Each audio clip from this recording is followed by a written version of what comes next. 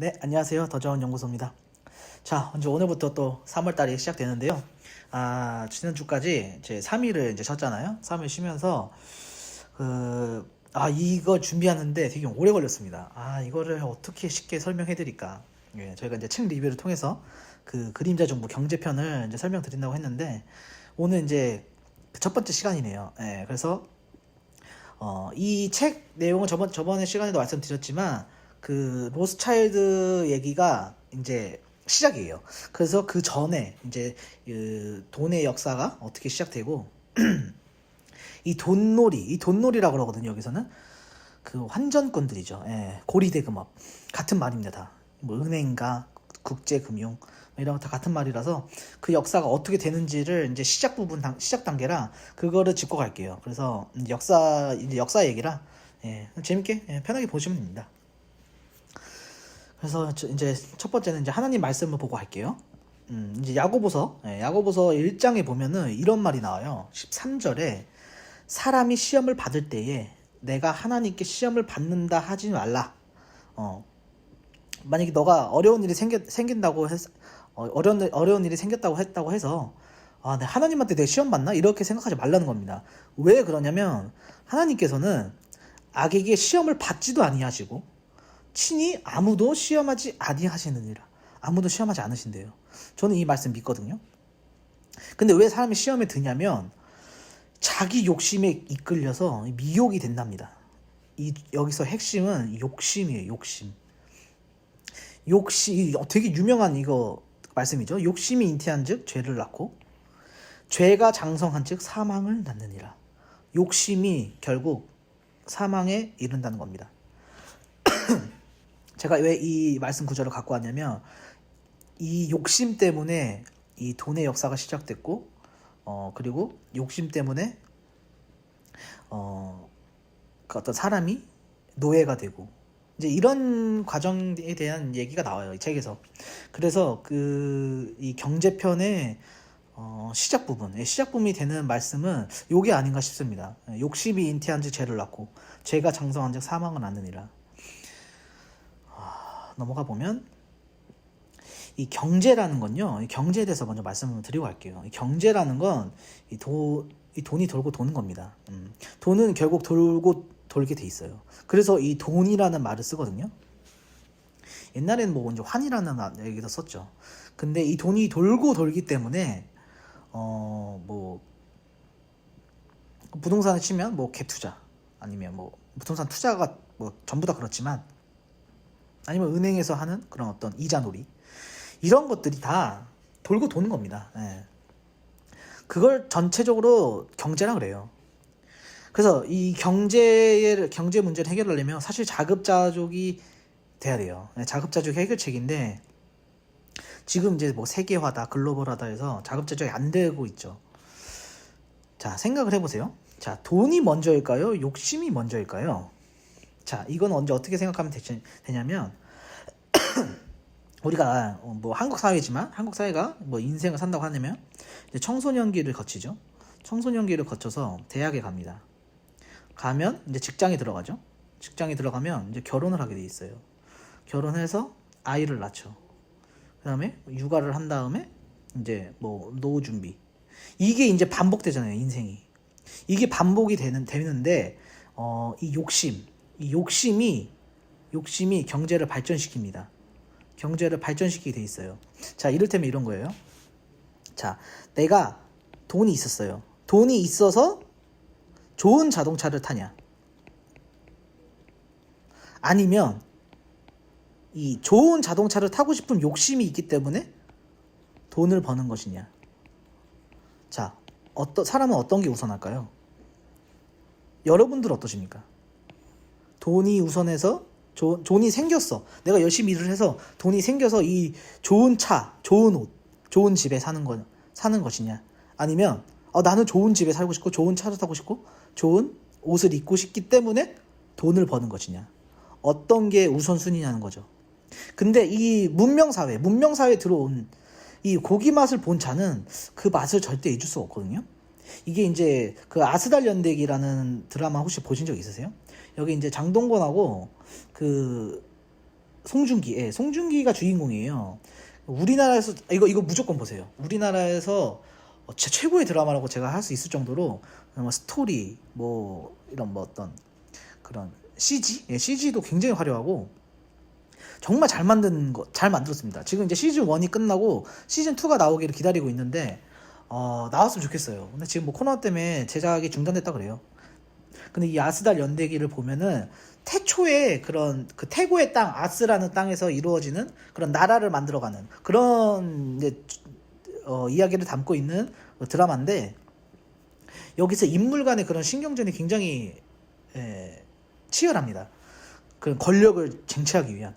그런데 여기서 이제 그런 말이 나와요. 그 타냐가 김지원 씨, 타냐가 그 부족들이 아스달에 잡혀오거든요.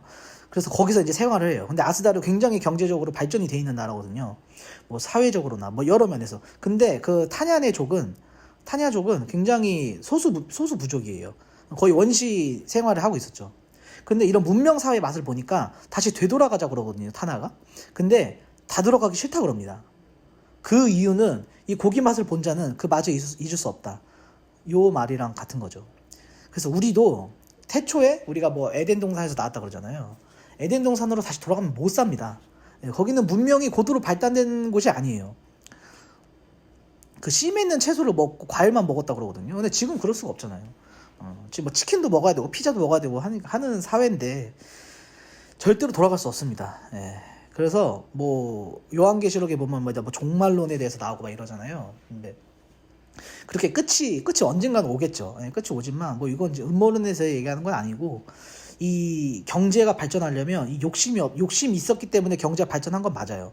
하지만 좋은 방향으로 이제 욕심을 부려야 되는데 이제 나쁜 방향으로 욕심을 부린 거죠. 그렇기 때문에 우리는 이미 이런 은행의 맛, 대출의 맛, 그런 경제의 맛을 보았기 때문에 다시 돌아갈 수 없습니다. 그걸 바로잡기 위한 건 아니에요. 하지만 그런 거를 알고 대처를 해야 된다.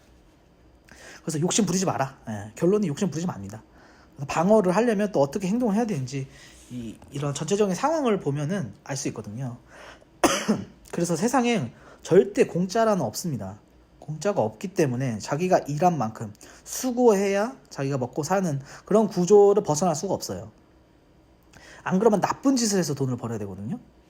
그래서 요 책에 보면 이제 환정꾼이란 말이 굉장히 많이 나오고 이 환정꾼은 고리대금업을 하는 사람들이랑 같이 표현이 됩니다. 그런 사람들은 이제 은행가라고 표현이 되고 이제 금융가라고 표현이 되는 거예요.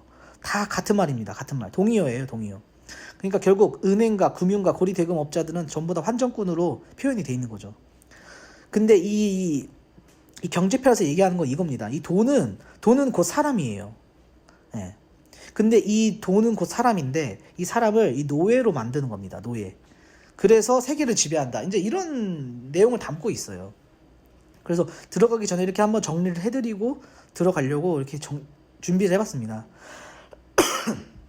그래서 우리가 노예가 되지 않으려면 우리는 다 돈의 노예죠. 사실 이 돈이라는 건 굉장히 중요합니다. 성경에서도 굉장히 중요하게 표현이 돼요. 하지만 그것보다 더 중요한 건 하나님의 말씀이다. 이제 이렇게 성경에서 강조를 하는 거고 세상에서는 돈보다 중요한 건 없다고 이제 말을 하잖아요. 돈보다 중요한 거 많죠. 돈보다 중요한 거 많지만 돈만큼 중요한 것도 없습니다. 저는 돈이 세상에서 가장 중요하다고 봐요. 왜냐면 돈이 없으면 살아갈 수가 없기 때문에 그렇죠. 참 안타까운 현실이지만 이 자급자족이 해결이 안 되기 때문에 자급자족을 하려고 했는데 계속 이 환중꾼들이 방해를 하거든요. 그래서 그런 내용을 다 알려드리기 위해서 준비를 한 겁니다. 넘어가 보면 이 책에서는 이 로마 시대부터 얘기가 나오는데 BC 1세기입니다. 예수님이 오시기 전이에요. 그래서 율리우스 시저라고 그러죠. 그 사람에 대한 얘기부터 나와요. 근데 그 얘기를 들어가기 전에 이 로마 시대의 배경에 대해서 한번 우리가 알고 들어가자는 거죠. 그래서 BC 1세기에는 이 농업과 이 전쟁의 시대였습니다. 주로 행해진 게 농업이었죠, 농업. 그래서 이 땅이 굉장히 중요했어요, 땅이. 이때는 거의 국가 땅이었거든, 거의. 그래서 국가가 이제 농민들한테 땅을 빌려주고 경작을 해서 뭐 세금을 몇 퍼센트 걷고 그 다음에 나머지는 쓰게 하는 이제 그런 구조였단 말이에요. 그리고 이때는 금과 은과 동, 금은동이 이제 이 주화, 화폐로 통용이 되던 시대였어요. 그래서 이 화폐 발행권이 이 원로원이 지금으로 따지면 국회의원입니다. 그러니까 내각제죠, 내각제. 지금으로 따지면 내각제인데 의원이에요, 원로원. 의원제죠. 원로원에게 그 화폐 발행권이 있었어요. 그래서 이 원로원에 있는 사람들은 돈이 굉장히 많았습니다. 왜 많았냐면 그 화폐 발행권으로 이 고리대금업을 했어요. 그래서 뒤에 가면 또 나오는데 이 고리대금업으로 돈을 엄청나게 법니다. 그리고 이제 전쟁의 시대니까 전쟁이 잦았잖아요. 이 전쟁이 잦아서 금과 은의 양이 별로 많지가 않았답니다. 로마 시대 1세기 말하는 거예요. 그리고 당시 유대 왕국 이스라엘이죠. 이스라엘은 그 식민지였잖아요. 그래서 그 자체 화폐를 근데 인정을 해줬습니다. 그래서 이 유대 왕국의 그 환전꾼들이 활개를 치고 다녀요. 환전꾼들이 엄청나게 활개를 쳐서 이제 시민들의 돈을 빨아먹는 그런 자들이었던 거죠. 이 로마 시대를 이제 배경을 보고 들어가야 됩니다. 그래서 이분이 나오죠. 율리우스 카이사르. 이분 굉장히 훌륭한 정치가예요. 굉장히 훌륭한 정치가고 BC 100년에 태어나셔서 이제 44년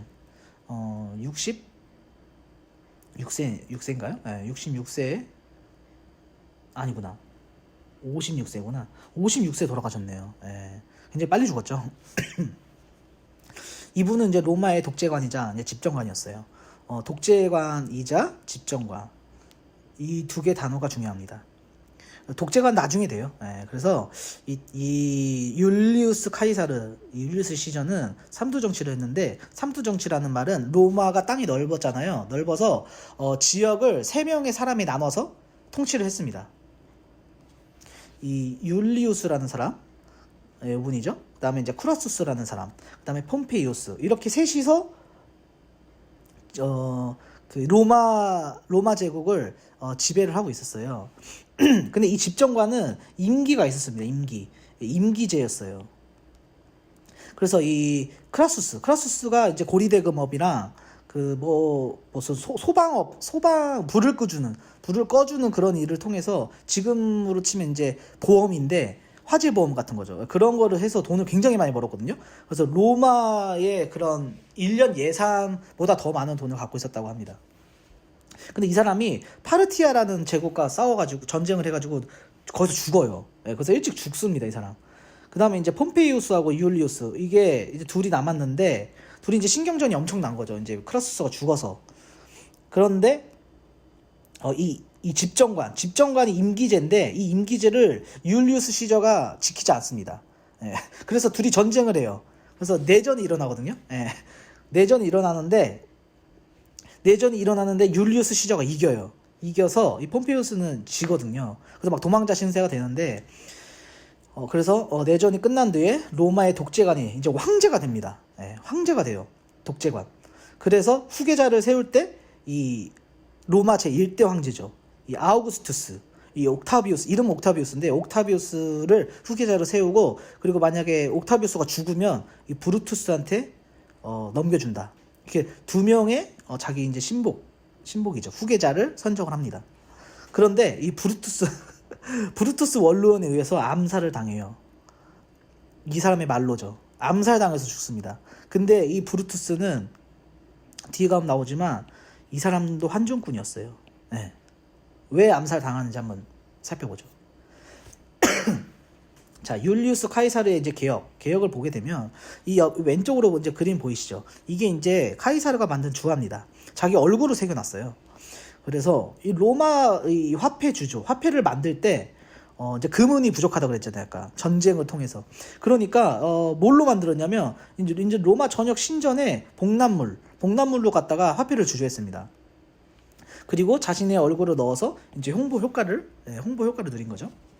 그리고 이분이 참 좋은 게 그 식민지 나라도 있잖아요. 그런 식민지 나라한테도 로마 시민권을 줬어요. 그래서 반발이 엄청 심했죠.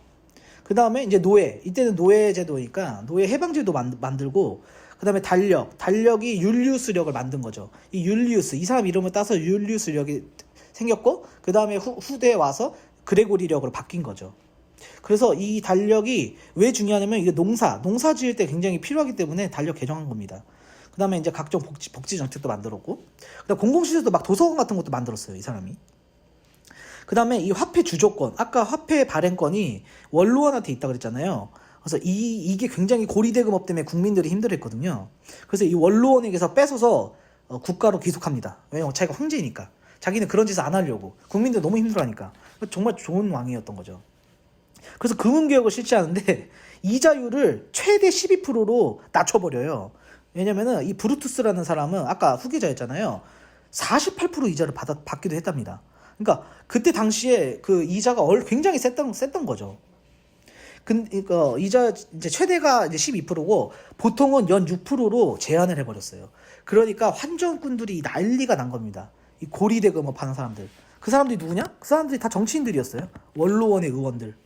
그러니까 이 고리대금업 수익이 낮아진 이 귀족들, 원로원 사람들이 이제 막 이 카이사르가 이제 자기가 막 이렇게 독재관이 돼가지고 정책을 막 이렇게 개혁 정책을 펼치니까 로마 시대는 이 독재라고 하면 굉장히 치를 떨던 시대입니다. 그래서 이 공화정을 지킨다는 명분을 갖다가 이 카이사르를 암살해 버려요.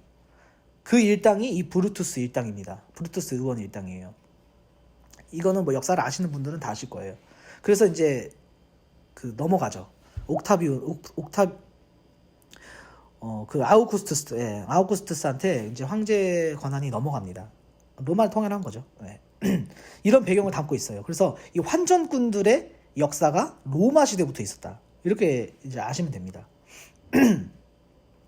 자, 그리고 이제 유대 왕국으로 이제 와 볼게요. 이 마태복음하고 이 요한복음에 보면은 예수님이 예루살렘 성전에 3번 올라가시거든요. 근데 그 3번 왜 올라가시냐면 예수님이 이제 3년 공생의 생활을 하셨어요. 그래서 6월절마다 그 예루살렘 성전에 올라가셨거든요. 그래서 이 마태복음에 나오는 이제 성전에 가신 거는 이제 마지막 죽기 전에 가신 거고, 그 다음에 이 요한복음 2장에 나온 거 보니까 이거는 이제 처음에 올라가신 것 같아요. 공생에 시작하고 나서. 그래서 마태복음부터 보면 예수께서 성전에 들어가사 성전 안에서 매매하는 모든 자들을 내어 쫓으시며, 그 다음에 여기 나오죠? 돈 바꾸는 자들, 그 다음에 비둘기 파는 자들, 이렇게 이 사람들한테 누자를 둘러 엎으시고 이제 상을 다 뒤집어 엎으신 거예요. 예수님이 올라가셔가지고 내 집은 기도하는 집이라 일컬음을 받으리라 하였거늘 너희는 강도의 구려를 만드는도다. 이 사람들 보고 강도라고 하신 겁니다. 강도는 뭐예요? 남의 돈을 뺏는 거죠. 예. 이미 다 예수님이 알고 계셨던 거예요. 이런 돈 바꾸는 자들, 이 환전꾼 여기 들어갑니다. 그리고 이 비둘기 파는 자는 나중에 이제 로스차일드에 가면 나오는데 이거 약간 마술하는 자들, 그런 의미로도 쓰여요. 비둘기 파는 자들은. 그래서 예수님이 계셨을 때도 벌써 예수님은 이놈들이 강도라는 거를 알고 계셨구나. 이제 이렇게 유추할 수 있는 거죠. 그리고 이제 요한복음 2장. 근데 예수님이 올라가실 때마다 이랬던 것 같아요. 왜냐면 요한복음 2장도 보면은 6월절이 가까운지라 예수께서 예루살렘에 올라가셨더니 성전 안에서 소, 양, 비둘기 파는 사람들과 여기 또 나오죠. 돈 바꾸는 사람들을 앉으신 것을 보시고 여기는 이제 노끈으로 채찍을 만드사 성전에서 내어 쫓으시고 돈 바꾸는 사람들의 돈을 쏟으시며 상을 엎으시고 이게 왜 환전꾼들이 여기 있는지 뒤에 가서 설명드릴게요. 자, 비둘기 파는 사람들께 이르시되 이것을 여기서 가져가라. 내 아버지의 집을 장사하는 집으로 만들지 말라 하시니 제자들이 성경 말씀에 주의 전을 사모하는 열심이 나를 삼키리라 한 것을 기억하더라. 그러니까 제가 볼 때는 올라가실 때마다 한 3번 이제 3번 올라가셨으니까 3번 하신 것 같아요. 올라가실 때마다 이 사람들 이제 꾸짖으셨다. 예. 자, 이 유대 상황을 예루살렘 성전이죠. 예루살렘 성전 올라가셨으니까 당시 상황을 볼게요. 당시 상황은 로마의 속국인데 아까 로마 시대에 보면은 이들의 자체 화폐를 인정했다 그랬어요. 왜 그러냐면 이제 하나님을 섬기잖아요. 그런데 이 로마 은전에는 이 세상의 왕의 이 얼굴이 들어가 있는 거예요. 그래서 이 종교적인 이유로 그 로마의 화폐를 들고 갈 수 없다. 예루살렘 성전에 들어갈 때는 우리 유대 은전으로 바꿔서 들어가라. 로마 은전 안 된다. 이제 이렇게 정책을 핀 거죠. 그러니까 이 유대인들은 여기 예루살렘 성전에 들어가기 위해서는 그때 당시 이제 금은 세공자, 유대의 금은 세공자, 이들이 이제 환전꾼이었거든요. 이들한테 로마 은전하고 유대 은전을 교환해서 들어가야 했어요. 그러니까 예수님이 이걸 아셨던 거죠, 이미. 그런데 이 사람들이 그 은의 양을 똑같이 해서 이제 교환을 해줬으면 됐는데 훨씬 적은 양으로 유대 은전을 만들어요. 그래서 로마 은전의 은의 양보다 유대 은전의 은의 양을 적게 만들어서 교환을 해준 거죠. 그러면 녹여가지고 이제 더 큰 이익을 누리는 거잖아요. 그래서 시장을 독점해버립니다. 예수님은 이걸 깨뜨려 보셨던 거죠. 그러니까 강도라고 한 거예요. 완전 나쁜 놈들이죠. 근데 로마 시대, 근데 예수님 시대, 로마 시대, 이 유대인들도 그랬다. 이게 다 욕심에서 나오네, 욕심. 이때 상황입니다. 자, 넘어가 보면 이제 중세 유럽으로 올게요. 이 중세 유럽, 예수님이 이제 가시고 나서 1000년이 지났는데 그때는 이 중세 유럽에는 환전꾼들이 창궐해 가지고 이 영국 사회의 경제권을 장악하고 있었거든요. 근데 이 사람들이 이제 집단 행동을 합니다. 어떻게 행동을 하냐면 그때 당시 환전꾼이라 그러면은 금거래상이었어요.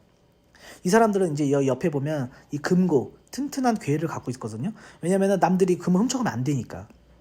그래서 이 시민들은 이제 금이 무거우니까 이제 금을 맡겨요. 금을 맡기면 이 금 거래상들은 그 맡겼다는 증서를 줍니다. 금 증서를 주는데 이게 이제 화폐의 시초가 되는 거죠. 왜냐면 이 종이 쪼가리는 가볍잖아요. 그러니까 이 사용이 편리해서 종이 증서는 굉장히 인기가 많았습니다. 왜냐면 이제 금 증서만 갖고 있으면 나 돈 얼마 있다 이제 이게 이제 되는 거니까. 그런데 이 금 거래상들이 금을 안 찾아가는 거예요, 사람들이. 소수만 금을 찾아가는 거예요. 그러니까 그걸 깨닫고 이제 욕심을 부리기 시작합니다. 이제 금이 없으면서도 실제로 내가 금이 예를 들면 뭐 100만 원을 갖고 있으면 100만 원을 연통해줘야 되는데 100만 원을 갖고 이제 100만 원을 갖고 있는데 돈을 안 찾아가니까 있는 것처럼 이제 꾸며서 이 증서를 발행하는 거예요. 이제 화폐 발행권인 거죠, 일종의. 그래서 고리대금업을 하기 시작해요. 막 사람들한테 나눠줍니다, 돈을. 대출한테 해주는 거죠. 그래서 증서를 굉장히 많이 발행해요. 이게 지금의 그 은행에서 하고 있는 부분 지급 준비금 제도. 8%에서 10%만 갖고 있으면 90%를 대출해 줄 수 있는 이게 시초가 됩니다. 천재들이에요. 아주 돈을 버는 천재들입니다. 영국이에요, 영국. 지금 영국입니다. 그래서 이 금 거래상들이 얼마나 나쁜 짓을 하냐면 이 돈을 쉽게 만들잖아요. 증서를 발행하니까. 그래서 쉽게 사람들한테 빌려 쓰게 해요. 그러니까 너도 나도 가서 돈을 빌려 쓰겠죠. 왜냐면 뭐 자영업을 하려고 하든 뭘 하든. 근데 갑자기 이 사람들이 돈을 거두어 드립니다. 그래서 이 대출을 어렵게 해가지고 막대한 이익을 취해요. 어떻게 이익을 취하냐? 시중에 돈이 이제 대출을 안 해주잖아요. 돈을 걷어들이면 이 융자를 받은 사람들은 장사하기가 굉장히 어려워집니다. 왜냐면 소비를 안 하니까. 지금하고 똑같은 거죠. 그리고 이 빚진 돈을 이제 걷어들이니까 빨리 갚으라는 거잖아요. 빚진 돈을 이제 갚기도 어려워지니까 이 담보물을 헐값에 빼앗기게 돼요. 너 돈 안 갚어? 그러면 네 담보 내 거야. 이제 이런 식으로 가져가 버리는 거죠. 왜냐면은 지금도 담보물이 더 비싸게 잡히거든요. 담보물의 몇 퍼센트, 담보물의 100%를 융자를 해주는 게 아니고 담보물에 우리나라로 치면 부동산의 70% 이렇게 낮게 하기 때문에 그 부동산을 가져가 버리는 겁니다. 근데 이 두 개를 이제 양손을 쥐고 흔드는 거예요. 근데 사람들은 이걸 경기 순환이라는 말로 표장을 하죠. 이게 조작이 된 겁니다. 이렇게 세상을 조작하고 있어요. 이거를 빨리 깨달으셔야 돼요. 정말 나쁜 놈들이죠. 이렇게 담보물을 헐값에 가져가 버리니까. 넘어가 보면 그래서 이 17세기 말에 이 영국이 이 프랑스와 네덜란드와의 이제 50년에 걸친 전쟁으로 굉장히 경제적인 어려움을 겪고 있었어요. 영국 정부가. 그래서 이 환전꾼들한테 이제 가서 돈을 꿔달라고 그럽니다. 이 영국 정부가 환전꾼들한테 이 돈 좀 빌려줘. 너네 돈 많잖아. 돈 빌려줘. 이러는데 그래? 그러면 우리의 요구를 들어달라. 그 요구가 뭐냐면 우리 소유의 중앙은행을 만들게 해달라. 이 중앙이라는 거는 화폐 발행권을 우리한테 줘라. 이런 말이죠. 근데 이거를 해주면 안 되는데 워낙 이제 당시 이제 전쟁 시대다 보니까 영국 정부에서 이제 이걸 허락해 줍니다. 개인한테 말이죠. 그래서 이게 이제 위키백과에서 가져온 건데 이 최초의 중앙은행이 잉글랜드 은행이에요. 1694년에 설립됐네요. 예. 그래서 이제 국민들 앞에 떳떳할 수가 없잖아요. 개인한테 중앙은행을 만들어줘 버리고 화폐 발행권을 주면 안 되니까. 그러니까 영국 정부는 이 개인 소유의 중앙은행이 마치 이거는 정부 거다, 정부 기관인 것처럼 속이기 위해서 이 영국 은행으로 이름을 결정합니다. 그러면 뭐 우리나라 치면 한국은행, 그러면은 정부 건 줄 알잖아요. 한국은행은 정부 지분이 많아요. 예, 근데 이런 뭐 영국은행이라든가 뭐 FRB죠. 예, FRB라든가 이거 다 개인은행입니다. 이게 영국은행이 시초가 돼서 이제 짜자작 나오는 거예요. 당시 이제 총 125만 파운드의 금전이 필요했는데 걷어들인 돈은 75만 파운드밖에 안 됐대요. 그러면은 이제 국가에서 이제 허가를 내주면 안 되는데 이제 여기 뭐죠? 1694년 정시 출범합니다. 네, 똑같죠? 네, 똑같습니다. 여기 이 왼쪽은 책에 있는 내용을 이제 쓴 거고 왼쪽은 이제 위키백과를 가져온 거예요. 이때부터 이제 이 환전꾼들 영국 은행이 이제 이자 사업을 하기 시작하거든요. 고리대금업을 하기 시작해요. 그리고 정부는 돈이 필요할 때마다 편하게 이 영국 은행한테 돈을 빌립니다. 근데 아까 세상에 공짜는 없다 그랬잖아요. 뒤에 가서 설명드릴게요. 정부는 이제 빌린 돈을 갚는다는 보증으로 이 국민들의 세금, 내가 국민들한테 세금을 걷어서 돈을 갚을 테니까 그걸 보증으로 서는 거죠. 이 은행에다가. 은행은 알았다 이러고 돈을 빌려주는 겁니다. 세상에 공짜는 없습니다. 자, 넘어가기 전에 이제 이 위키백과에서 가져온 영국은행에 대해서 알아볼게요. 세계에서 8번째로 오래된 은행이다. 스웨덴 국립은행의 뒤를 이어 2번째로 오래된 은행이랍니다. 런던에 있다네요. 1694년 설립 당시에 이제 주식회사 형태 특허 기업이었으나 이제 뒤늦게 1946년에 국유화되었다. 이것도 다 뒤에 설명드릴게요. 국유화가 아닙니다. 그래서 여기서 보면은 잉글랜드 왕국은 9년 전쟁 중에 비치 헤드 해전에서 프랑스에게 대패한 뒤 강력한 해군 육성의 필요성을 절감하였다. 이를 위해 요구되는 기금은 120만 파운드. 아까 똑같죠? 125만 파운드라고. 예. 근데 이제 이거 부족했던 거죠. 그래서 이 기금 조성을 위해서 잉글랜드 은행 지주회사를 설립하고 이제 돈을 빌리려면 은행을 요구했잖아요. 그러니까 세워주고 이제 주식을 발행하여 주주를 모집하였다. 발권 권한을 부여. 이게 중요합니다. 발권 권한. 이걸 주면 안 되는데. 예. 120만 파운드 기금이 조성되었고 그 가운데 절반이 해군 육성에 사용되었다. 영국은 이제 해군력이 엄청나잖아요. 예. 그래서 이런 이제 설립 내용을 갖고 있습니다. 자, 그래서 이 구조를 보면 이 영국 정부가 있죠. 정부가 은행한테 이 공채를 발행합니다. 공채를 발행하면 이 빚이에요, 빚. 예, 빚이죠. 이쪽에. 그러면 이제 중앙은행, 이제 환전꾼들이죠, 여기 환전꾼. 환전꾼들은 화폐를 발행해서 이 돈을 지급해요. 없는 돈을 갖다가 이제 만들어내는 거죠. 이렇게 공채 발행이라는 걸로. 그러면 이제 이 국민들이 있죠. 국민들은 이 정부에서 야, 나 빚 갚을 거니까 돈 내놔 이런 명목으로 세금을 걷습니다. 국민들은 죽어나는 거예요. 원래 사실 이 세금이라는 게요. 사실 세금이 없었어요. 소득세죠. 지금 흔히 말하면 이제 소득세인데 소득세가 없었어요. 없었고 이건 소득세는 이제 1차 세계대전 때 나온 거거든요. 이 정부는 이제 그 관세로 거의 먹고 살았습니다. 우리나라에서 물건 팔 거야? 그러면은 세금을 내. 이런 관세로 먹고 살았거든요. 근데 전쟁을 하다 보니까 세금을 안 걷을 수가 없는 거예요. 왜냐면 국민들을 지키기 위한 명분으로 전쟁을 하니까. 그러니까 국민들도 어쩔 수 없이 세금을 납부하는 겁니다. 그런 이 세금 납부하는 명목을 갖다가 공채를 발행해서 중앙은행한테 보증을 쓴 거죠. 그래서 이 중앙은행은 이제 화폐를 발행해서 야, 얼마나 안전해요. 이 세금이라는 명목을 이자로 받아먹으니. 천재들입니다. 천재들.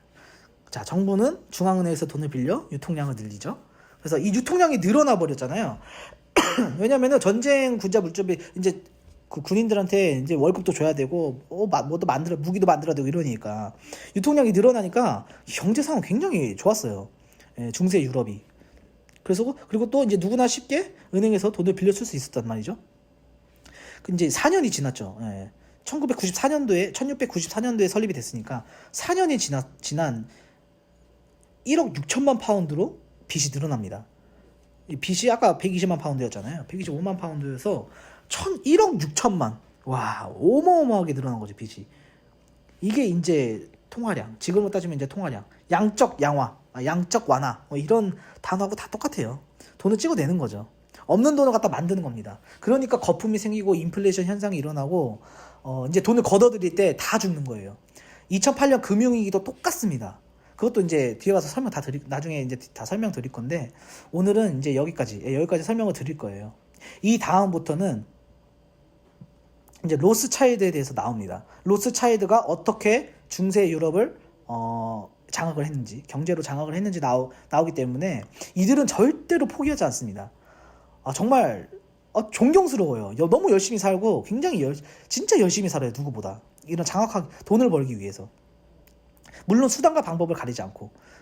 근데 우리들은 그러면 안 되잖아요. 우리 크리스찬들은 그러면 안 되기 때문에 오늘은 이렇게 그림자 정부 제1편 돈의 역사에 대해서 환정권의 유래가 어떻게 시작되고 이 중앙은행이 어떻게 만들어졌는지 그런 게 나오기 때문에 사실 뭐 이런 음모론이나 뭐 그런 뭐 종말론 이런 거는 로스차일드 이후에 나오거든요. 그래서 그건 이제 다음 편에서 이제 보시면 될 것 같고 오늘은 이런 환정꾼들의 역사와 유래에 대해서 그리고 이들이 어떻게 돈을 벌어들이는지 어떻게 고리대금업으로 돈을 버는지에 대해서 오늘 알려드렸습니다. 이 부분 잘 참고하시고 각성하셨으면 좋겠어요. 네, 오늘 영상 여기서 마치겠습니다. 감사합니다.